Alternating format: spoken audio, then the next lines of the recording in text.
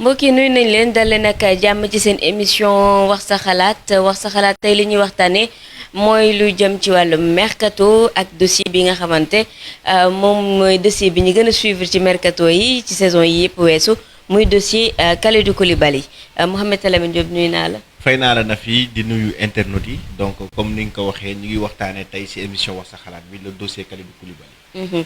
dina demam du dem loolu mooy question bi nga xamante moom la ñu posé di leen laaj seen avis au 78 150 74 72 78 150 74 72 foofu la mbir mi toll ci dossier Kalidou Koulibaly ndax dina quitter Naples wala du quitter Naples donte bi mercato bi tàmbalee ba tey daanaka fin wu saison ba tey ñëpp yaakaaroon nañ ni kii di Kalidou Koulibaly phase de préparation bi sax du ko fekk foofu na am te moo di Naples ndax ñàkkul ay club yoo xamante bëgg nañ ko waaye ba tey rek ki nga xam te moo di maa ngay jum sax naan Leonardo mais De Laurentiis moom ba tey prix ba mu soxla ci Kalidou Koulibaly moom lay continuer di xel yaakaar ne dina ko jot. absolument parce que dafa nekk loo xamante ne ni dossier bu chaud la.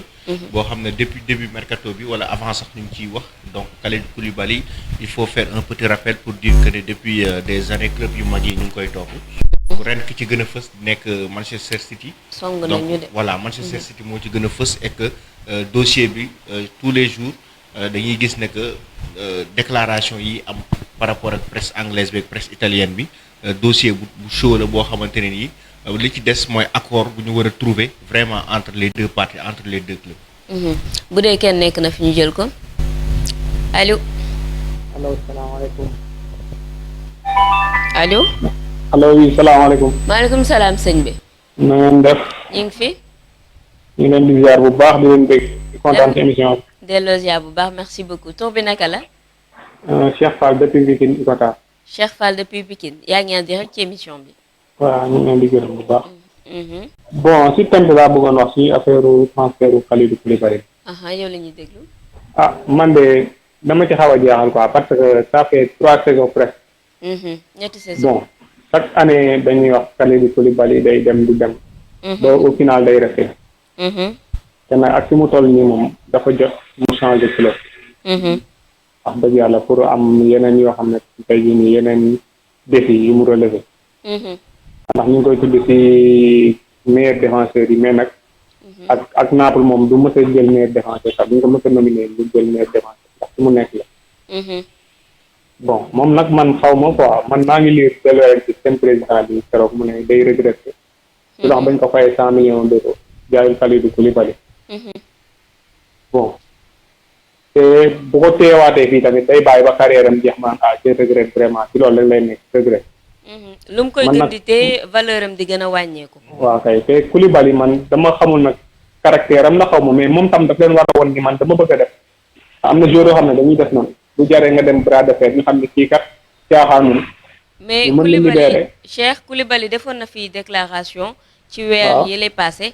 di wax ni moom bu toogoon tamit buñ ko defaraloon maanaam prolongation de contrat ak Naples tamit du ko bañ. waaw loolu laa lay wax ni maanaam la ci caractère jour bi la quoi tax ñoom tamit des fois loolu la dama yàlla baax mais bu doon yenn genre jour yi tey jii nii wala genre élage dañ dem bras de fer refusé na duñ dem entraînement wala ba manifester na dañ naan kii kat moom nañ ko bàyyi mu dem rek wala sinon duñu arrangé quoi ndax kan da nga leen koy wax da nga leen koy faire savoir quoi ñu xam ne kii kat bëgg na dem waaw mais bu fekkee tamit yow waxoo leen lu leer après ñoom du kii quoi boo leen waxul lu leer tam ñoom mën nañ jël position bu leen neex te bu boobaa yow du la arrangé. dëgg la. waaw moom nag moom moo war a xool li mu bëgg. mu jéem ko def te tamit mu jéem a xam ni moom instant bii nii moom ren bu demul ren moom yaakaaruma carrière am xam naa Naples lay def wala après club yu gën a ndaw. dëgg la. te bu boobaa moom du baax. merci beaucoup Cheikh nuyul ñu waa Pikine Icotaf Rue 10 Daaru Ñàngoor voilà nuyul ñu waa Technopole. waa Daaru. waaw daaru ñàngoor tudd naa leen pour ñu def benn précision benn mise à jour plutôt ci dossier Kalidou Koulibaly on nous informe de l'autre côté que ni Manchester City instant bi dafa teg ultimatum ak ki nga xam te moo di Fally Hamadani di agent wu Kalidou Koulibaly pour wax ko ni fii ak le 25 septembre accord bi nga xamante waxoon amoon nañ ko te Wim Sport siiwale ko accord boobu dañ ko war a conclure wala buñ ko mënta conclure ñoom yeneen défenseur central yi nga xam te ñoom ñi ngi koy pisser parce que ñoom ñi ngi pisser yeneen défenseur ñu xool yooyu défenseur ñan la ñuy kii parce que àla kulli haal moom Pep dafa soxla défenseur. mais à la longue dañuy mujj bàyyi mu sedd. à la longue si ça continue comme ça. Manchester City dina obligé dem uti beneen défenseur. parce que tamit mënu topp pendant des mois en tout cas dossier bi. pendant des mois ñoom ñu ngi ci nekk. et que ñëpp jàppoon nañ ne que le dossier Kalidou Koulibaly à Manchester City day finalisé wu parce que amoon nañ tout au début accord et que comme ni ko président Naples bi waxee moom il regrette le fait que jaayu ko depuis daaw parce que daaw Paris taxawoon na pour jënd ko saison bii nii gis nañu ni Manchester City impliqué woo ni mu ci impliqué woo sax Manchester United impliqué wul noonu donc tey ñoom ñu ngi doon def ay effort ak contexte Covid bi ñu ngi doon def ay effort di proposer ay prix même bu fekkee ça arrangeait pas peut-être le club italien mais c'est des prix yoo xamante ne nii c'était abordable pour un joueur de 29 ans qui quand même qui moom si boppam tey jii nii bu demee Premier League mu war a am foofu beneen challenge maintenant est-ce que Kalidou Koulibaly veut quitter Naples c'est la question à se poser est-ce qu'il veut réellement quitter Naples parfois je me pose cette question quoi. Seen dernière offre bi ñu defoon mi ngi tolloon ci 60 millions d'euros.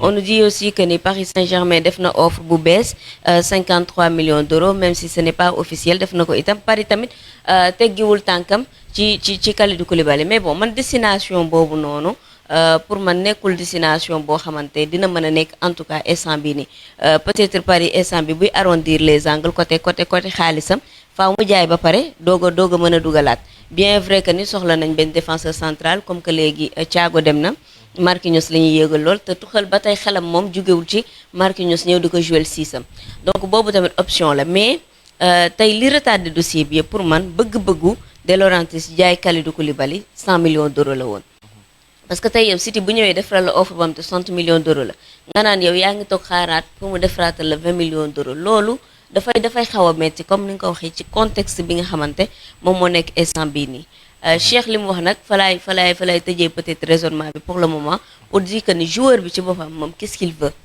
Kalidou Koulibaly ci boppam lan la bëgg dafa bëgg des ak Naples mu gagné Scudetto bi comme ni mu ko yàggee rêvé ak Naples wala dafa bëgg a dem City ak club bi nga xam te City yor na ko mu rivaliser ci li nga xam te moo di Ligue des Champions bi ak Premier League nekk itam championnat bu gën a élevé sportivement moom mooy championnat bu gën a élevé ba pare par rapport à sa carrière pour gagner d'autres titres c'est tout à fait normal que Manchester City moom moo gën a favorable parce que Naples depuis des années pour mu gagner li nga xamante ne nii moom mooy championnat bi ak wala Coupe d'Italie dafay metti wala mu dem sori ci Ligue des Champions aussi c'est compliqué par contre Manchester City c'est un club qui joue en fait les premiers rôles en Angleterre c'est un club qui aspire à devenir à redevenir encore champion d'Angleterre mais aussi nekk li nga xamante ne ni di gagner ay coupe d'Angleterre ak ay trophées yoo xamante ne ni dina baax par rapport ak moom carrière am à 29 ans s'il gagne des trophées c'est bien pour sa carrière man dama koy ragalal sax moom Kalidou Koulibaly mu des Naples valeur marchande am di gën a wàcc parce que am na ay rumeurs comme Mercato moom rumeur sax information la yuy wax que ni Naples itam ñi ngi envisager option wu bu ñu demee ba amul benn club boo xam te jël na ko nuñ koy prolonger yenn mbir yi naam te moom lañ koy proposer ci prolongation bi lu jëm ci salaire am xëy na ñu revaloriser ko ak ay bonus ak yooyu mais ñuy fàttali ni moom toog na benn saison boo xam te nekkoon na meilleur défenseur u Série A bi bokkoon ci équipe type bi daaw li ni mel yëpp dalu ko gisuñu ko ci équipe type bi bokkul itam nekkul meilleur défenseur bi te nekkoon na saison boo xam te dafa compliqué woon ci moom parce que dafa nekk saison boo xam te blessure yu bëri daf ko sonaloon yooyu blessure gëj na koo dal depuis bi mu nekkee médecin mais xam nga avec l'âge am na yenn blessure yoo xam te bu la xasee ba dal rek dalay suspendre ci match yu bëri donc man dama koy ragalal ci Naples bi mu nekkee parce que Naples zone de confort Kalidou Koulibaly la maanaam nekku fa di rivaliser ak kenn moo fa mën moo fa teg tànk mais tey jii nii yow boo bëggee trophée yi gën a mag yi nga jël ko il faut nga dem nga rivaliser ci kaw exigence yi tamit Angleterre la bëri la gën a voilà foofu la ëppee jël ko voilà allo oui asalaamaaleykum maaleykum salaam c'est sport waaw yu sport alors daa woon Abdou naa leen joxe sama xalaat quoi concernant dossier Koulibaly. d'accord ñu ngi lay déglu tur bi naka la ak fan ngay wootee. man la Abdou Dione maa ngi wootee HLM Dakar. HLM Dakar d'accord yaa ngi ci biir émission wax sa xalaat yow la ñuy déglu. en fait ñun servant ak ñu sur le sport bu baax macha allah. merci. ñu leen di encourager aussi ci travail bi. jërëjëf ñu lay jaajëfal bu baax. en fait boo xoolee Kalidou Koulibaly naa ni fu toll ci atam muy jëm mag quoi. kon yoon na aussi moom mu top quoi. instant yii nii Naples déjà moom qualification revendiqué wóoragul. instant yii mu ngi au fleur de l'âge quoi yoon la mu Manchester City quoi. pour man nag moom moo ko war a forcer quoi moo la président bi lu mu ji laaj dafa bëri trop. te actuellement moom rek moo mën a forcer Paris quoi. loolu daal laa xalaatu ci loolu noonu quoi. di leen remercier bu baax. d'accord ñu ngi lay jaajëfal bu baax a baax. di rafetlu émission bi vraiment. merci. ok merci beaucoup. dafay revenir ci lañ doon waxtaan sànq moom Kalidou Koulibaly instant bi moom rek moom mën a wax que ni d'accord damay dem mais jeu dafa am beneen jeu itam boo xamante dafa am ci mercato Kalidou Koulibaly mooy agent wam parce que agent wam ci boppam tamit joué jeu boo xamante dafay clair bien vrai que ni moom ay dafay xool joueur bi tamit ñu jaay ko ci benn somme nii parce que moom ak De Laurentiis yàgg nañ ci dossier boobu noonu donc dina am intérêt De Laurentiis boobu da ci taxaw mais tey jii ni agent yow sa intérêt joueur je pense moom nga war a mën a gis Kalidou Koulibaly instant bi nii bu continuer di toog Naples donc c'est un bon défenseur il fait partie des meilleurs au monde mais dafay régresser et loolu ça se voit ci ay performances am ça se voit ci ay prestations et la saison en Italie va bientôt démarrer. Donc le 19 voilà donc 18 donc voilà mi ngi noonu ay jours moo ci des. donc tey jii nii il faut que en fait s'il débute la saison avec Napoli kenn xamul lan mooy xew est-ce que doom amaat envie toogaat ko parce que xam nañ ne c'est son club de cœur quoi qu'on puisse dire c'est son club de cœur. moom wax na ko def na ko ci ay déclaration wax ko. donc tey bu saison bi tàmbalee mu des Naples mu commencer jouer ak Naples. Y a rien qui nous dit que voilà dina amati envie quitter Naples si toutefois que peut-être Naples lui met la pression pour mu dem. moom fu mu ne nii tey De Laurentiis dong moo mën a jot offre ni offre bii nii dama koy jaay mu dem. mais pour man bu desee ci Kalidou Koulibaly kese moom du bouger Naples. parce que comme li ma lay wax rek. min na dëkk bi min na supporter c'est quelqu'un boo xam te dafa wane ci interview dafa def interview wane ni man dama am affection pour dëkk bi dama am affection pour ville bi dama am affection pour club bi donc mooy genre joueur yi nga xamante ñoom mën nañ fa des mën nañ nekk légende ñu jël ko allo salaamaaleykum. maaleykum salaam. waaw dama bëggoon wax sama xalaat ci Kalidou Koulibaly. noo tudd. maa ngi tudd Ababacar Gueye. Ababacar fan nga ñuy woowee. maa ngi leen di woowee Kaolack. d'accord Ababacar yaa ngi en direct. waaw man dama gis ne Kalidou benn joueur la boo xamante ne ko am talent la si football.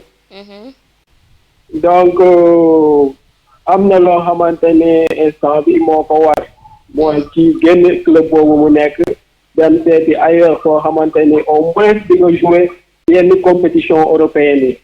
donc tu peux pas rester dans un club boo xamante ne bon amul ambition bon il ne recrute pas de bons joueurs nga bëgg fa nekk durant des années et des années bon tu te contentes tout simplement ci ay coupe yi nga xamante ne moo ay coupe d'Italie et cetera affaire yooyu noonu donc comme ni ko ñoom Idrissa Gana Gueye defee ak ñoom Sadio Mané donc pour mu gën a jëmmal équipe bi aussi équipe nationale bi il faut que mu accepter offre Manchester City bi bon je sais pas nag xaw ma c'est à côté du président De Laurentiis xaw ma ci côté am la man je sais pas exactement je peux pas situer la chose donc suñu xalaat daal loolu la mu génn Naples dem Manchester City sénégalais yëpp loolu lañ ko souhaité boobu ba léegi ñu ngi ci réseaux sociaux yi di xaar ndax transfert yu bouclé nañ ko wala bouclé wuñ ko parce que ñun ñëpp bëgg nañ ko gis mu jouer au niveau surtout championnat Angleterre bi nga xamante ne au niveau la. waaw match derby la match yëpp ay match jànga la. waaw. ok jërëjëf. d'accord merci beaucoup nuyul ñu waa Kaolack. ok.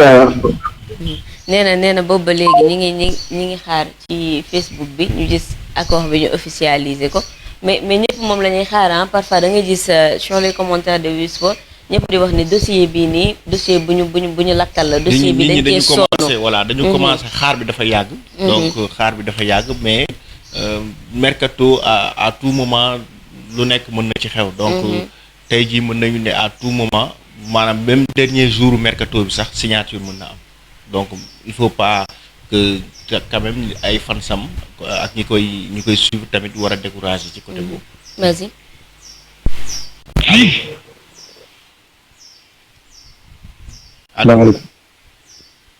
allo. oui. allo oui. waaw suñu na def. ça va alhamdulilah tur bi naka la fooy woote. dinaa la tudd maa ngi woote Tambacounda. d'accord naka waa Tamba. waaw ñu ngi leen di nuyu baax a baax a baax. ngay jaajëfal bu baax. waaw ñu ngi rafetlu seen émission bi macha allah am na solo bu baax a baax ñu leen si gërëm bu baax. d'accord ñu ngi lay jaajëfal ñu ngi koy suivre en direct. mais question bi ma bëggoon laaj xam naa c'est pas l'ordre du jour mais cas gardien bi Edouard Mendy. est-ce qu'en réalité moom contrat bi sans yi bouclé nañ ko c'est fini c'est fait wala des na. moom signature doo nga ci des. pour ah le cas mais signé en réalité. voilà foofu am na accord comme ni City amee accord ak Kalidou Koulibaly. foofu am na accord le gardien s'est déplacé. léegi nag ñoom signature moom moo ci des. waaw mais dégg naa def na visite médicale te il paraît que soo defee visite médicale ba pare moom li ci def mooy. il y a autre chose il s'est entraîné ce matin avec le Stade Rennais. donc li nga xamante ne nii moom mooy entraîneur am di Julien Stéphane. soo duggee léegi si sur Wii Sport mi ngi expliquer que ne actuellement même si Edouard Mendy est très proche de Chelsea il a un bon mental l'état d'esprit wala psychologiquement il est bien. donc il s'entraîne bien il a un très bon comportement avec son club. donc ça moom li muy xaar mooy que ñaari club yi finaliser accord bi pour que mu rejoindre ki nga xamante ne aussi moom mooy son agent moom wax na ci. donc je crois que c'est un dossier boo xamante ne ni suba on aura l'occasion de revenir sur ça en intégralité parce que antenne libre la ñuy def suba incha allah dinañ ko mën a aborder ñu waxtaan ci bu baax a baax. merci beaucoup mais en tout cas maa ngi leen gërëm bu baax parce que xam naa sax du l'ordre du jour mais bëgg naa ci parce que ci loolu laa bëggoon a kii pour wax ci thème bi tuuti rek en quelques 2 minutes. c'est-à-dire que boo gisee ma njëkkee kaw Edouard Mendy boobu mooy c'est-à-dire Sénégal il paraît que man xaw ma nu mu fa demee xam je ne maîtrise pas trop le sport je suis intervenant fan mais le problème en est que dama gis ne est-ce que seen agents yi en réalité le travail ñoom ni ñu koy defee kii nañ daal am na ay agents yu baax soo xoolee parce que booy xool sur l'internet ngay gis ne les commentaires convergent vers ça est-ce que seen agents yi parce que Kalidou Koulibaly boo seetee il y a de cela depuis 2 ans ñu ngi wax partira ou partira pas plus de 2 ans parfois c'est très très très proche parfois c'est un couac qui manque parfois on l'annonce par-ci par-là Barça s'intéresse par-ci par-là ba nga jàpp ne le lendemain le jour au lendemain transfert bi ça se fera mais finalement il reste à Naples pourquoi quel est le problème donc le cas boobu moo tax ma inquiété aussi sur le cas du gardien de but du Sénégal c'est-à-dire les Sénégalais leur contrat ma xaw ma nu mu fa demee mais daal il y a des problèmes pareils avec leurs agents au moins fan la affaire bi coché là où le problème se passe mais doy na waa daal parce que Koulibaly tamit xam nga niveau pour le cas de Koulibaly je crois que président bi moom prononcé wu na ci di expliquer que ne dafa def erreur l'année dernière mënoon na ko jaay Paris Saint-Germain à 110 millions d'euros donc amoon na benn offre boo xamante offre bu intéressante la donc mënoon na ko jaay mais dafa def erreur mu téye Kalidou Koulibaly parce que boobu ñu ngi joué ji li nga xamante ne nii moom mooy Ligue des Champions ñu ngi woon ba léegi ci course pour li nga xamante ne ni moom mooy championnat italien bi donc il pouvait vendre Koulibaly mais il ne l'a pas fait donc actuellement daa peut-être su ko jaayoon dina ko jaay prix bu gën a élevé que ren c'est sûr que du ko mën a amee à 110 millions d'euros exactement bon sens jërëjëf waay kontaan naa bu baax ma bàyyi sama yeneen mbokk auditeurs yi dugg kontaan naa bu baax a baax di rafetlu seen émission maa ngi suivre partout ici à Tambacounda ñoo leen di rafet ñoo leen di bëgg bu baax a baax merci beaucoup kii xam naa mbokku Anta Ndiaye la Anta Ndiaye waa Tamba la Lamine li nga wax léegi ni pour man dafay joxe benn partie bu clair ci dossier Koulibaly De Laurentiis dès l'instant mu ne damaa def erreur mënoon naa ko jaayee 100 millions d'euros ça veut dire que dossier bi dara bloqué wu ko la du xaalis. xaalis moo ko bloqué. le fait que yenn club bi di fay ci Kalidou Koulibaly 60 millions d'euros te moom dafa yaakaar ci Kalidou Koulibaly parce que bu ñu fàtte que ne Naples itam jënd na fi ñaari joueurs te bi mu leen di jënd mi ngi avoisiné li nga xam te moo di 70 millions d'euros. donc moom mënul def sortie d'argent boobu noonu di xool beneen club di bañ a investir lu ni toll ci Kalidou Koulibaly. ñu jël ko allo. allo allo. oui allo. allo salaamaaleykum. allo. oui. maaleykum salaam. sëñ bi na nga def. waaye ñu ngi sant alhamdulilah. tur bi naka la. Amadou di wootee Maroc. Amadou depuis Maroc yaa ngi en direct ci émission bi. waaw di saluer émission bu baax ñu koy suivre. tout le temps seen débat. merci beaucoup. waa di peut-être am na ko wax souligner léegi si bu may déglu. si kaaw Koulibaly. mais man damay poser 2 questions rek mooy que. à ce que président wu Naples aussi. dafa naa ni dafa bëgg wutee xaalis si Koulibaly. parce que comme am na koo wax léegi mooy dafa rëccu lu tax jaayu Koulibaly à 110 millions d'euros. donc loolu rek problème xaalis day dugg. beneen question bu may posé mooy que est-ce que aussi tamit problème d'âge bi yàqal Koulibaly. parce que ñëpp xam nañ tamit Angleterre. jeune lañ gën a privilégié. moins de 25 ans. axe défenseur ou bien au minimum au maximum 27 ans. mais est-ce que tamit su gënee toog Naples dina am possibilité di rejoindre ay club yu mel ni City. waaw parce que bon ndax ñëpp xam nañu Angleterre moom en général xale yi dañuy gën a privilégié moo tax man moom bon selon avis laa joxe il est temps que moom Koulibaly mu jël ay responsabilités am waxtaan ak agent wa président wu Naples est-ce que mënuñu ko bàyyi libérer ko mu mën a rejoindre kër bu mel ni City. waaw man loolu laa wax parce que lu muy gën a toog di xaar beneen année aussi tamit bon handicap lay doon parce que âge bi doot ko mën a may. waaw parce que Kalidou Koulibaly solution à kii la à court terme la woon pour Pep Guardiola maanaam solution boo xamante pour benn saison ñaari saison le temps que mu retrouver waat Premier League bi dem Ligue des Champions pour loolu la woon vu l'âge mais sinon Nathan Ake moo ko gën a nekk xale mais amul expérience su Kalidou Koulibaly. amu ko mi ngi noonu parce que aussi tamit club bi soo xoolee anglais yi tamit dañuy bëgg benn jeune soo xoolee Ake dañuy bëgg mu ñoree fa mu ñoree City vraiment mu ñoree City lañ bëgg. parce que aussi tamit anglais yi aussi seen gestion soo xoolee seen démarche yëpp noonu la dañuy jël benn jeune teg ko si benn poste pour mu mën fa ñoree parce que anglais moom jeune lay gën a misé wu. moo tax Koulibaly aussi tamit bon su ma ko doon kii dama koy wax tamit aussi su mënee libéré wu mën a waxtaan ak agent wala président bi ñu mën ko libéré. parce que président Naples moom xaalis lay wër moom bon en fait xaalis lay wër quoi parce que valeur marchande de Naples toute valeur marchande yëpp soo xoolee Koulibaly mooy jour bu fa gën a important si jaay ko. kon donc bon man loolu laa jàpp kay ngeen jégal ma si guddal wax bi aussi. d'accord merci beaucoup. waaw merci beaucoup ok. allô. malheureusement on l'a perdu mi ngi doon wax ci point bu am importance Kalidou Koulibaly bu fa gënee toog est-ce que loolu lu ko arrangé lay doon. vas-y. allô. allo oui. ça va na ngeen def. ça va alhamdulilah. tur bi naka la ak fooy woote. waaw dama koy leb mais yéen jafe ngeen jot temps yi jafe ngeen jot de. dégg nga kooku la. jafe ngeen a jot temps yi nit ñi dañuy war ba sonni mais mooy loolu da ngeen. xam naa li ngay leb tur bi. ligne bi mooy loolu day saturé xam naa. ligne bi bëggul kuy leb tur bi de. peut-être loolu la mais ka Kalidou Koulibaly bi. ñaari gis-gis laa ci am mooy peut-être moom dafa bëgg a dem. daa bëgg a dem wala boog daa bëgg a rester bu fekkee dafa bëgg a dem il faut que mu manifester ko quoi il faut que mu wane ne daa bëgg a dem. il faut que mu wane ko ndax. sinon rek mooy loolu mën na fa yàgg wala nag bu fekkee dafa bëgg a jouer comme joueur italien yëpp li ñuy def. maanaam toog ci benn club noonu rek ne duñ ko jógee comme ay cas Totti ay De Rossi bu fekkee loolu la bëgg te Napoli mën na ko faa def aussi ndax dañuy gis joueur italien yu bëri mooy loolu quoi dañuy nekk ci benn club équipe yu mag yëpp di leen soxla mais dañu gëm service ne dañu jóge équipe boobu noonu fa lañ bëgg a des dañ faa bëgg a nekk bëgg loolu ko am ay peut-être moom loolu quoi xam mais sama xalaat rek lay wax mais peut-être bu fekkee loolu la tamit aussi dañ ko encouragé ndax ñun dañu seet tamit ay Italie ñun Italie lañ supporté mais aussi pour Napoli boobu toogee mën na faa gagné dara mën na faa gagné leen comme li gars yi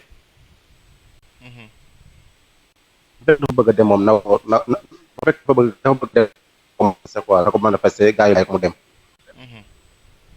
dafa bëgg de na ba la su xam loolu wax quoi di la jaajëfal bu baax a baax d'accord allo allo demee na déggante bi nee naa ko ligne bi bëggul kuy leb tur bi boo lebee tur bi rek ligne bi dalay wan boppam alors on revient un peu sur le point bu desee Naples lan la fa mën a am man je vois absolument rien du tout malheureusement pour lui à Naples ci bu fa desee peut-être moom benn challenge rek moom la fa bëggoon mooy mu remporter li nga xam te moo di championnat bi ak Naples après mu doog a quitté mu dem maintenant est-ce que loolu mën na toogaat xaar ko fi pour une saison ou deux parce que Naples tamit gis nañ saison bii nii parce que ni fin de saison peut-être ñu doon monter mais ce sera pas suffisant pour ñu espérer xaar que ni Naples saison bii di ñëw tak day ñëw jël li nga xam te moo di scudetto bi te bu saison boobu passé da koy fekk moom mu approché li nga xam te moo di trentaine bi et on le disait tout à l'heure que Pep solution à moyen terme la woon ci Kalidou Koulibaly mu rivaliser waat ak Liverpool jël li nga xam te moo di Premier League parce qu'on a vu que ni saison bee passé attaque bi baaxoon na milieu bi baaxoon na mais défense bi moom moo amoon problème et que Pep dafay soxla ay défenseurs yu mel ni Kalidou Koulibaly soxla leen itam pour retrouver fi nga xam te fa la doon toll ci li nga xam te moo di Ligue des Champions donc Kalidou Koulibaly bu toogaatee ak saison bu bi passé niñ gis mu def ko Naples est-ce que dina former waat attraction ba nit dem di ci jël lu ëpp 60 millions d'euros di ko ci def. da ngay xool Pep ban équipe la am en face dafa am Liverpool boo xamante ne nii mën naa ne moom mooy équipe boo xam ne moo ko sonal actuellement Premier League parce que moo ko xaj titre champion bi. Liverpool kan la am comme défenseur c'est actuellement le meilleur défenseur au monde. Donc Van Dijk kan moo ko mën a rivaliser. Parmi les défenseurs. Tu vas me parler de Koulibaly, tu vas me parler de Ramos. Donc il a besoin de Koulibaly pour une défense très solide pour pouvoir maanaam être complet ba pare pour mën a gagner li nga xamante ne ni moom mooy titre bi. On revient sur cette défense ñu jël ko allo allo. salaamaaleykum. maaleykum salaam. oui allo. allo oui. soo neen def. ñu ngi fi sëñ bi ça va alhamdulilah.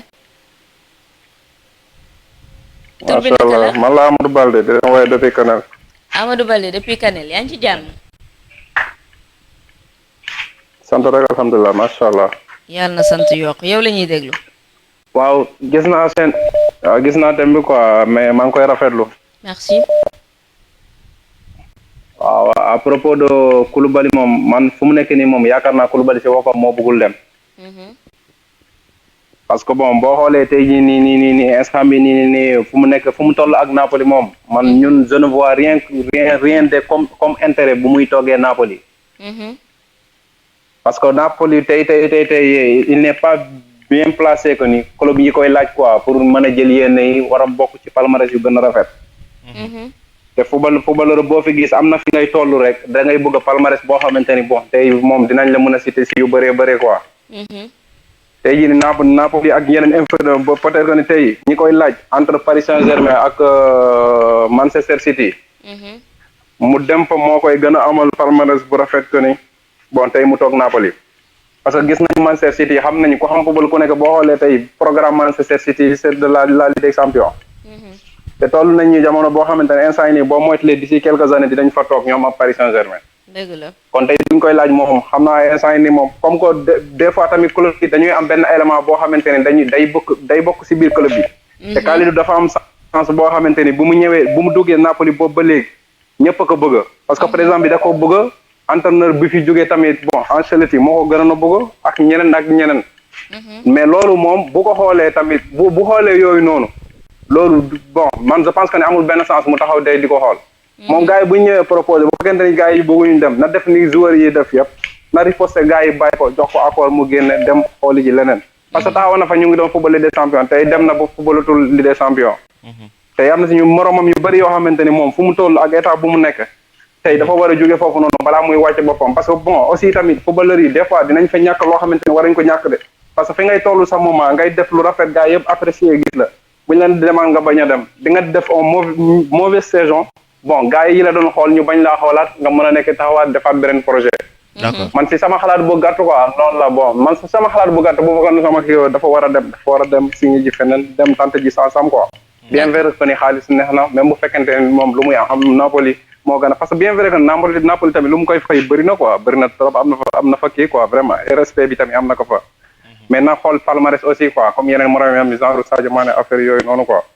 vraiment de lui souhaiter le meilleur quoi de vous souhaiter aussi vous le plateau le meilleur quoi parce que li ngeen di def moom rafet na trop quoi kontaan nañ ci trop parce que ñun ñu bëgg a sport moom lii rek la ñuy dundee quoi bu ñu gisee plateau yu mel nii moom dinañ ci sawar a dugg quoi franchement. merci beaucoup c'est gentil merci nul ñu bu baax waa merci jërëjëf. je pense que ni à l'unanimité ñëpp ñi nga xam dañuy dugg ci émission bi fans yëpp fans Koulibaly yëpp observateur sport yëpp dañ naan na jugee Naples dem seeti feneen parce que challenge bi mi ngi ailleurs en fait comme football les choses passent tellement vite et que ñi nga xamante ni ñoo nekk ci ginnaaw xale yi tout le temps ñoom la ñuy privilégié ci recrutement yi tey boo gisee benn défenseur bu mel ni Kalidou Koulibaly am parcours bi mu am parcours boo xam te parcours bu normal la tey di rivaliser ak plus grand défenseur au monde yi comme ni nga ko waxee Van Dijk que ce soit Ramos tey bu ñu leen woowoon invité leen tey ci benn table Kalidou Koulibaly day ñëw toog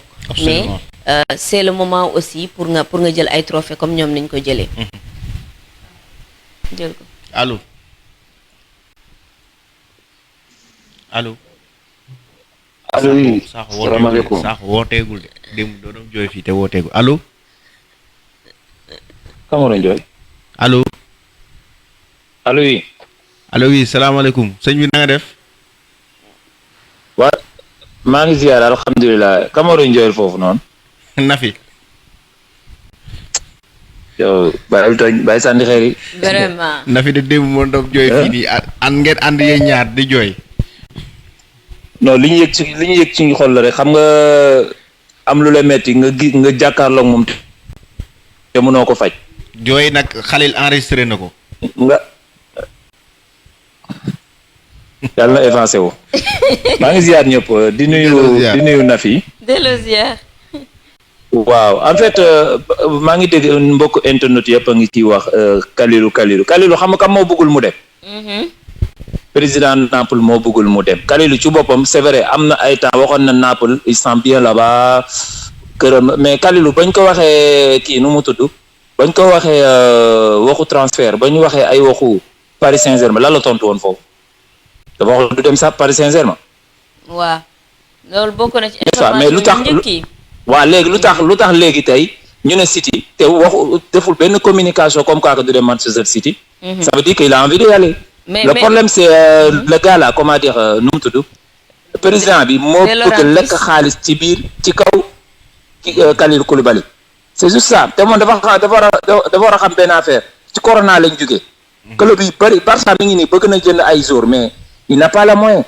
tu vois bu joueurs yi bëri même Neymar joueurs yi bëri seen kase dafa wàcc instant yi nii parce que feebar bi moo yàq affaire yu bëri bu mu ko xaar ci Manchester City actuellement non bu fekkee loolu lay xaar moom Kalidou bi yóbboo na commencé entraînement non moom kay te xam ne du dem napp moom kay mi ngi joué waaw bu fekkee loolu lay xaar moom na Sénégalais yi génnee xel ci moom parce que gëm naa ne City du jël 100 millions du ko dugal ci Kalidou jar na ko gaa mais dafa tombé ci moment boo xamante ne que ni bu fekkoon ne instant yi ni saison normale lañ nekk en plus feebar amul dara amul gëm naa ne du City sax moo koy jënd soo ma sax Espagne la jëm yaa dégg mais instant yi le problème a nekk ñu bëri soxla nañ ay joueurs boo xoolee défenseur Real soxla na ko Paris Saint-Germain soxla na City soxla na même Liverpool soxla na Kalidou Koulibaly ku ko am jël instant yi mais boo ajee prix bi aj boo xamante ne que ni lu war a jaar pour l'instant fi ñu toll nii jamono ji ñu toll nii lu war a jaar fukk nga bëgg ko jaay ñeent fukk kam moo ko jënd loolu da bëgg yow bëgg ko jaay man noonu laa ko gisee daal bu ñu jël affaire bi sëpp ko ci kaw Kalidou Koulibaly gëm naa ne bëgg na dem parce que club bu mag ñëpp ay rêvé pour dem fa. yaa ngi dégg parce que deful benn communication comme quoi que bëggul dem City.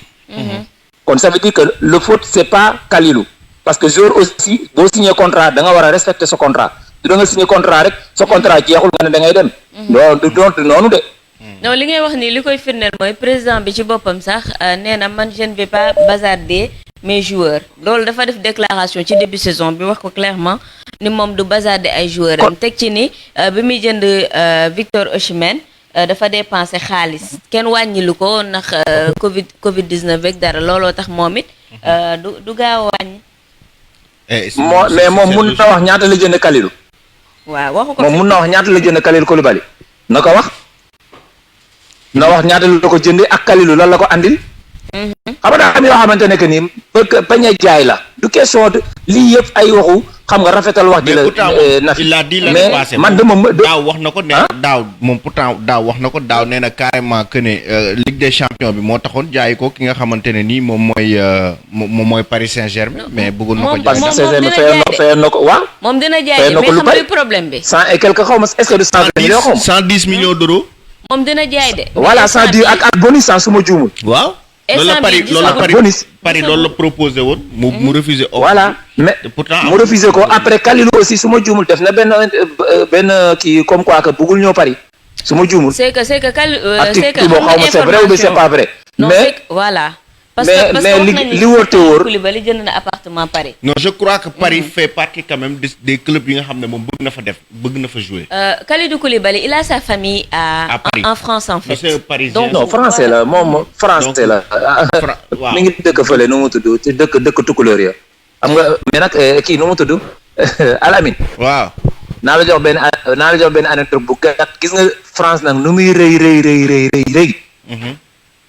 boo demee Mantes-la Jolie dafa mel ni Fuuta nga nekk. ndax lan. bàyyil dëkk Moussa. laa ilaaha illallaah. non foofu gis nga moo tax tukulóor yi dam leen a fonk de. foofu da ngay gis tubaab bu weex tàll juddu ci baayam juddu ci yaayam di làkk Haalpulaar. nee na ko ba. daa ilaa yoo Mantes-la Jolie ñi ko xam nañ dugg nga laaj leen moo tax. même maire ba laa wax maire Mantes-la Jolie day làkk Haalpulaar. kon foofu gis nga ataaya mbedd yi kay Sénégal ak yooyu lépp lañ koy dóor loolu balaa maa génn émission bi oui man li may wax rek mbokk auditeurs yi nañ ko bàyyi xel nañ xam ne que ni Kalidou bañul dem bëgg na dem mais nag bëgg a dem taxut a dem mooy entraîneur kii président bi moo ko bëgg a teg jaay mi ngi mel ni nga bëgg a jël Ndeye Mar tey comme Barça. mais am na information bu amoon fan yële passé président bi aussi. peut-être je dis bien peut-être loolu moo retardé dossier bi parce que président bi il a été testé positif au coronavirus. peut-être que le fait que ñu testé ko positif coronavirus bokk na ci li retardé dossier bi moment yenn benn moment. Sakho est-ce que xam nga Alamine day saboté. Alamine bàyyi li nga wax waaye jotaay. Alamine day saboté quoi. non dama ne peut-être moo retardé dossier saboté waaye du loolu. peut-être moo retardé Alamine yow da nga mënul gëm ne mais léegi ma laaj la léegi est-ce que jamono ju ñu nekk nii ak situation yu club yi di dund nii. City mun na jënd Kalidou Koulibaly 100 millions te am booy yoo xamante ne mun nga ci am ñaari jours. non en fait 100 millions. je crois pas que Naples mi ngi xaar 100 millions Naples waxatul 100 millions de instant bi wàññi na ko ba 80 millions. mais xam luy problème bi City. mais 60 millions xam nga 60 millions du ko jël 10 millions lan la koy wàññi. City dafa def offre boo xamante 60 millions d'euros la te comme instant bi dafa posé. 60 millions d'euros la offre City bi. léegi nag comme def na offre 60 millions d'euros mënul fexe ba am ko instant bi dafa poser ultimatum ni dina defaat beneen offre maanaam xaw koo yëkkati tuuti. on ne sait pas ndax 65 lay def wala 70 lay def. mais maanaam prochaine offre am bi dootu ko dépassé te le 25 septembre buñ ko indilul Kalidou Koulibaly moom pare na ci dossier boobu noonu foofu la mbir mi toll fu mu ne nii. man de fi ma koy tëjee rek mooy Kalidou Koulibaly mérito na lu ëpp lii. na ko bàyyi mu dem ci jàmm. xam nga parce que na Kalidou am na lu bari lu mu ko andil su ma rappelé contre Juve match boobu noonu nu mu neexee woon. ba Kalidou dugal 1-0 la woon xaw ma égalisation bi xaw. waaw Kalidou Koulibaly moom mbëkk. joie boobu kii nu mu tudd supporter yi amoon ci moom ak yooyu xam nga jour daa am fu muy toll aussi c'est que buy jógee ci club franchement président yi dañoo war a xoolaat seen bopp ñu bàyyi leen ñu dem ci jàmm te loolu en général ci africain yi rek lay dal Sadio Mané am na benn signature am boo xamante ne ba muy dugg ci bis bi lañ ko koy door a wax c'est pas du respect ça bi muy jugee fee la bi muy jugee FC Metz la voilà c'est pas du respect ça ah daa am yoo xamante ne que ni non mais boobu nag loolu ko arrangé woon kaaw Sadio Mané c'est particulier parce que di ñaan yàlla rek nañ ko ñaanal Koulibaly nañ ko ñaanal mu dem ci jàmm parce que du moom moo bugg te dem loolu moom dama koy insister gëm naa ne bëgg na dem City xam moo ko bañ a def sa man malgré que samay noonu lañu di jégalu nag ci yàgg ci ligne bi d'accord ba suba incha allah ok merci beaucoup ça mën nañ enchaîner allo allo salaamaaleykum maaleykum salaam waaw na ngeen def ça va ñu ngi fi waaw c'est Habib Sow Thiès le citizen waaw citizen bi yow est-ce que xam nga ni dama la naroon tudd ni ñun ani suñu citizen bi mu ñëw dugg wax ci situation bi foofu nga woote waaw foofu depuis sànq ba tey nag maa ngi suivre maa ngi bëgg a dugg mais affaire bi xawoon na xam waaw loolu moom Amina loolu bu ma ko yëgoon dañ lay dugal direct ndax yow situation bi dañ ciy am kàddu waaw dëgg la de moom dama ci am kàddu wax yow la ñuy déglu waaw bon par rapport ak cas Koulibaly bi moom je pense que nag c'est le moment que moom le jour principal concerné mu jël ay responsabilités quoi parce que am na benn différence bu am entre ñaari club yi depuis transfert Jorginho à Chelsea parce que Chelsea City daf ci sori woon ci dossier bi ba am accord club beeg joueur bi tout ñu dem ba dernier moment après président bi gars yi tegal ko fële ëpp benn somme bopp mu bàyyi saa mu dem fële quoi loolu nag nekk na benn rancune boo xam ne mu ngi ci direction citizen bi boo xam ne moom la ñuy mettre en devant moo tax boobu ba tey sax boo xoolee gën a mettre affaire bi mooy que ñaari camps yi boobu ba tey waxtaan ñu discuter wuñ ci affaire yi te tey rek maa ngi gis sànq benn info ñu ne depuis lors City defagul offre te boo xool ñu ngi wax ay chaque fois ni def na offre 65 après defaat na offre 70 plus 5 millions de bonus 75 mais gisaan naa benn info buy wane ni que ni City jotul def offre buñ demaatee ba ci biir aussi tamit ñu ne City fixé waat na benn ultimatum boo xam ni à partir du date boobu dootul considéré dootul piste Koulibaly daf ko annulé c'est un peu compliqué daal 25 septembre à chaque jour ak à chaque instant information bi ngay gis da ngay dem ba da ngay xaw a perdre force à la file bon man daal li ma si mënti wax mooy que City bëgg na ko parce que Guardiola woo na Koulibaly loolu moom c'est source sûre quoi ni woon na ko contacté na joueur bi tamit am na envie pour ñëw parce que rejeté woon na yeneen offre yi club yi noonu def ak yooyu parce que United tamit bëggoon na ko il était dans le coup mais ce qui reste à faire que mooy comme kay Koulibaly c'est un grand joueur bon ñëpp reconnaître loolu nañ ko lool te pour man war na mën a demaat ci beneen challenge bon te loolu nag fu mu toll nii ak président bi ma gis bi ko yor pour mu jóge fa ça ne sera pas facile peut-être mu ngi bañ benn bataille boo xam ne bëgg koo am ak club mais je pense que bu fekkee bëgg na fa jógee il faudra que mu forcer la main quoi voilà parce que bon ñu souhaité wuñ loolu nag mais buñ sañoon mu jóge fa bon ak jigéen bu rafet mais ak président bi ma gis ak course bi tamit keroog wax na discours bu important nee na bu ñu gisul prix bu ñu bëgg dañ koy téye le lendemain jour bi génn ni man su ma fiy toog tamit daa am condition yoo ma fiy toogee ba leen affaire bi c'est tellement compliqué ba doy na waar man dama naan sax est-ce que City dina ko jël parce que gis naa ñu def offre ci Jiménez plus de 94 millions d'euros effectivement voilà te loolu nga gisaat même tey ñu génn waat ñu ne ak Jules Koundé aussi bu Séville am nañ mën nañ leen a jox kii Otamendi di récupérer Jules Koundé à 75 millions d'euros bon à chaque fois yaa ngi gis ñoom it bon dama naan bon xëy na peut-être City dafa bëgg a fay coup bi ñu daloon ci Jorginho dem ba la fin quitter Koulibaly ba pare kenn du ci def offre bon man daal su ma sañoon moom bu fekkoon am na ku ko proche ku ko jege Koulibaly mu jël ses responsabilités déclenché mu xam clause bi ko fa war a jële discuter club bi mu xam clause bi gars yi teg ko ci table bi mu mën a dem mais bu dul loolu moom bu fa toogaatee pour équipe jëlaat ko fa du yomb quoi sincèrement dëgg la lecture boobu daal laa si am pour l'instant d'accord merci beaucoup ok merci à vous ñu wàccee suñu citizen bi mooy souhait wu ñëpp gis Kalidou Koulibaly mu évoluer Manchester City mais bon comme niñ ko waxee rek De Laurentiis fii ak li mu bëgg am ci joueur bi amu ko et que visiblement c'est quelqu'un de têtu moom fi mu màtt rek foofay dagg et que Fally Ramadani itam tout le temps mi ngi def ay voyage entre Paris Saint-Germain ak Londres moom comme Dakar Chelsea moom ñu jël ko merci. allo. allo. salaamaaleykum. waaleykum salaam. sëñ bi na nga def. ça va alhamdulilah yéen a ngi si jàmm. ñu ngi sant bu baax tur bi naka la fan nga ñuy woowee. PMD la. pardon. ma ne PMD. ah PMD. ñu ngay ziar bu baax a baax. waaw. lépp. ñu ngay jaajëfal yaa ngi ci biir thème bi. oui Koulibaly. Kalidou Koulibaly. dina dem wala du dem. Je pense que ça va être difficile de. Parce que négociation yi bu fekkee fàttaliku nañ en 2018 Naples ak Man City dañ doon négocier pour jënd Jorginho. Maintenant Manchester City amoon nañ accord ak joueur bi. Mais à la fin Chelsea dafa ñëw proposer plus. ci la ko Napoli bàyyee mu dem Chelsea depuis lors direction Napoli ak Man City ils ne font plus affaire. Maintenant problème mooy dégg naa ñu naan il y a un agent boo xamante ni moom lañ jël comme intermédiaire muy dox ñaari diggante yi.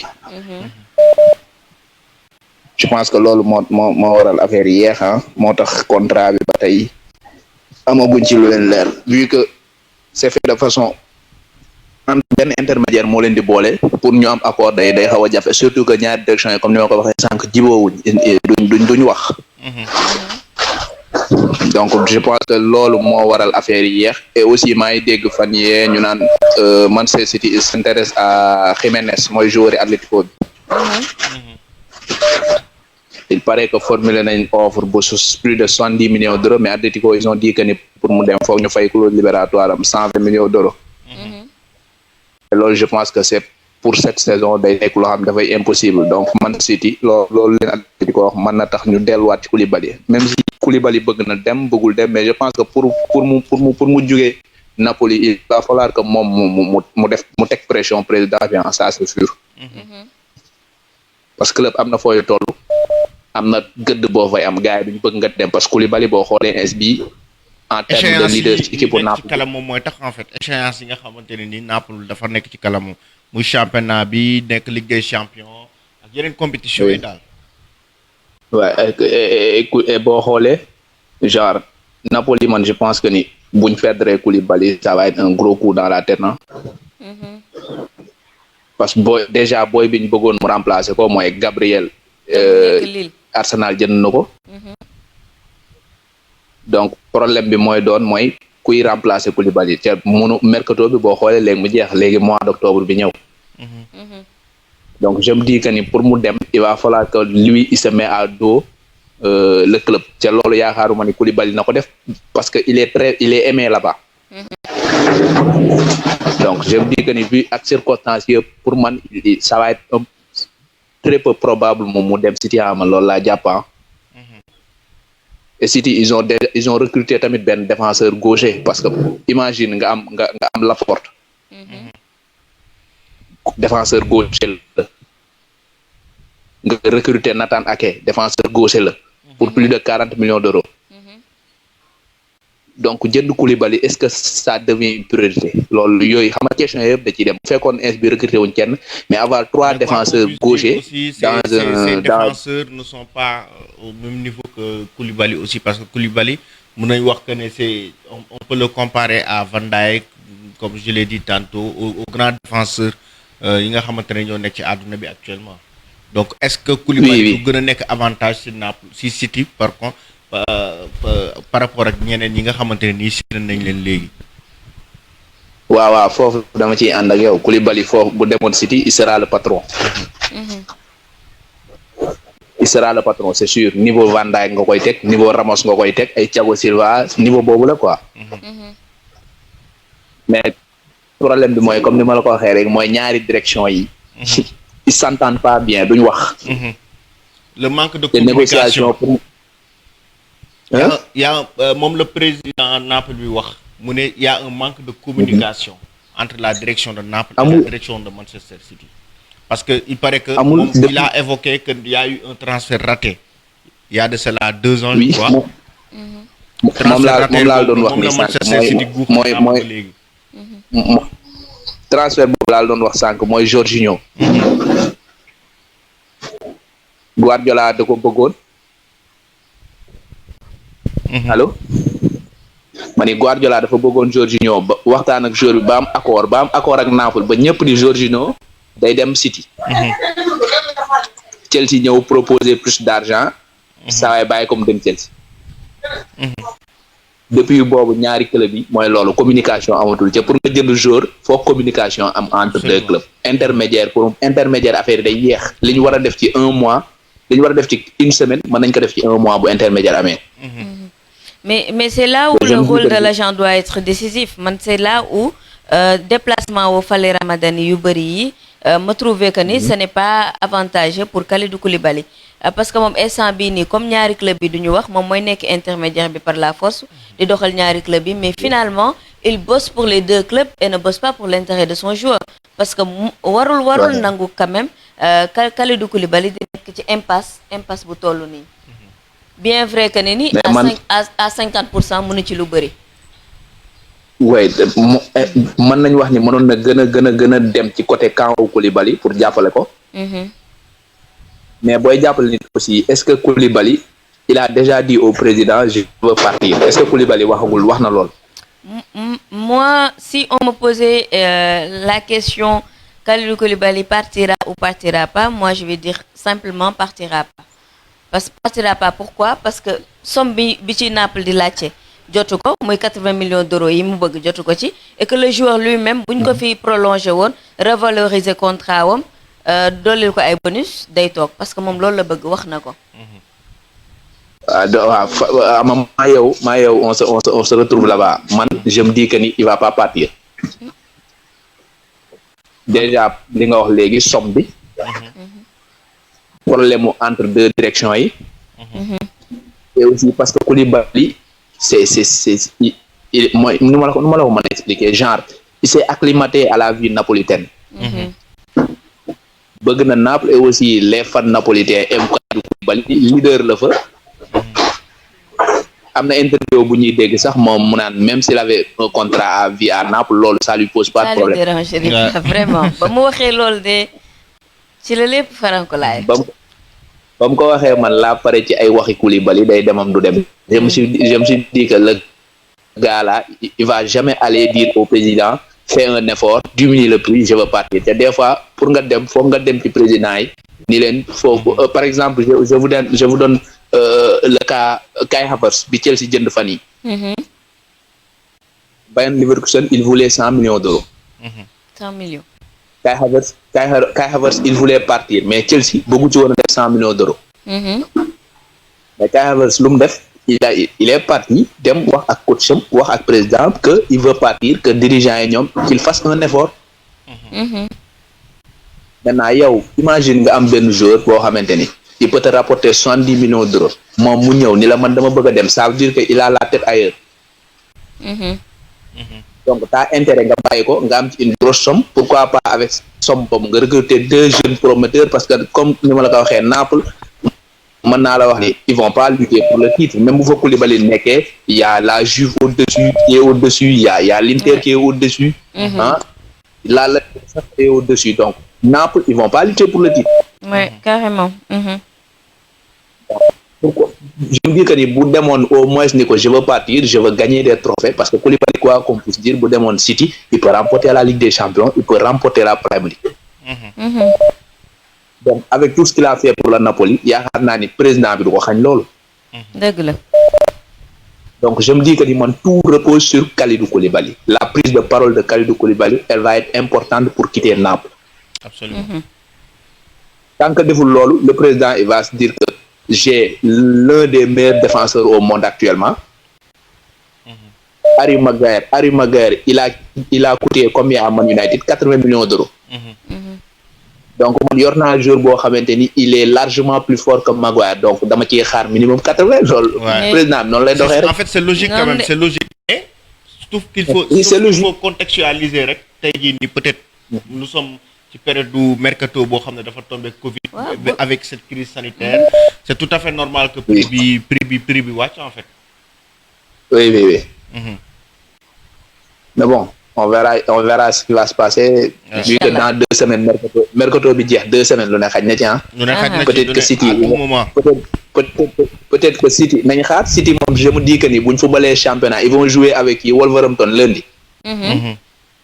Défense bi ils vont avoir en face qui ay Raúl Jiménez ay Podence ay Adama Traoré donc peut-être ca waaji moo leen gagné woon daaw aller retour donc bu ñëwee defaat mal à leur défense il va se dire que ni peu importe le prix j'ai besoin de Koulibaly, peu importe le prix. Signal fort les deux. Peut-être loolu dina ci jouer quoi les performances de la défense de Citizen lors de la prochaine journée en championnat loolu mën na jouer. D'accord. Inch'Allah. Merci PMD. Merci beaucoup.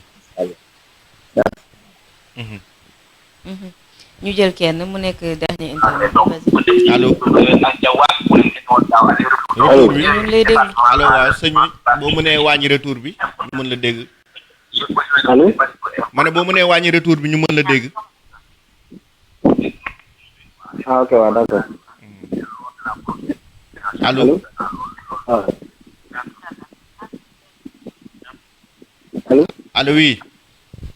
waaw non. ça va tur bi naka la ak fan nga ñuy woowee. waaw. allo. oui allo. déggante bi neexul de. allo. waaw. allo. oui. sëñ bi yaa ngi ñu dégg. waaw maa ngi leen dégg waaw. waaw kay léegi nag fi nga doon dégloo émission bi noonu foofu ngay wàññi rek après nga yëkkati baat bi tuuti ñu waxtaan. fi ngay dégloo émission bi. waaw. voilà da nga koy wàññil volume bi. waaw wàññi naa ko waaw. waaw kay noo tudd. faf na nag coupé. moo nekkoon dernier internetu émission bi dama lay bàyyi nga daal di tënk ñu tàggatoo. ah bon comme ni ma ko waxee ñu ngi doon waxtaanee ci dossier Kalidou Koulibaly. donc s'il va partir ou pas wala s'il va quitter ou pas le Napoli cette saison durant cette période de mercato. Donc mu nekk période bu décisive pour sa carrière parce qu'on sait que offre bi nga xamante ne ni Naples am na ko par rapport ak Manchester City offre la boo xamante ne nii tey jii nii si toutefois Kalidou Koulibaly rejoint la Premier League ce sera quand même beneen cap bu muy franchir par rapport à sa carrière donc tey accord ba léegi c'est pas encore officiel un accord entre les deux parties et que ba léegi jusqu'à présent tous les amateurs de foot attendent pour voir ce épisode bi fan lay terminer entre Kalidou Koulibaly entre Naples et Manchester City parce que gis nañu am na ay offres yu jot a formulé wul et que Napoli boobu ba léegi en tout cas mën nañ ne président bi d'accord ci parce que il a été catégorique à un moment donné par rapport ak 100 millions d'euros yi nga xamante ne ni daan na ko fixé. surtout que yenn club yu mag comme Manchester United sax daan nañu wax que ne ñoom dañu bëgg joueur bi ren nag Manchester City moo ci gën a wane boppam ñu ngi xaar fii ak mercato bi jeex ce qui va se passer. Madame, l'information va continuer dans le dossier de Kalidou Koulibaly. Malheureusement ñun ñu sonn ñëpp damay compatir ak internet yi xam dañoo sonn ci dossier Kalidou Koulibaly. Damay compatir ak yéen malheureusement l'information va continuer dans ce dossier. En attendant ñuy xam ak ultimatum bi nga xamante Manchester City fixé na ko. ak De Laurentiis mi nga xam te jamono gi dafa coronavirus. ak championnat bi nga xam te léegi mu reprendre fan la Kalidou Koulibaly di jouer ban décision lay jël. maanaam mu dem wala mu toog partira ou partira pas. mu ngoog ba suba d'accord ba suba incha ci antenne libre bi. di jox rendez-vous internaute yi à 16h. mi ngi noonu antenne libre lay doon kon ñu passer en revue thème yi ñu leen proposé ci semaine mais itam actualité yi nga xamante mën ngeen ko suivre ci wivsport.com waaye itam suñu page YouTube Wivsport TV ba suba incha allah.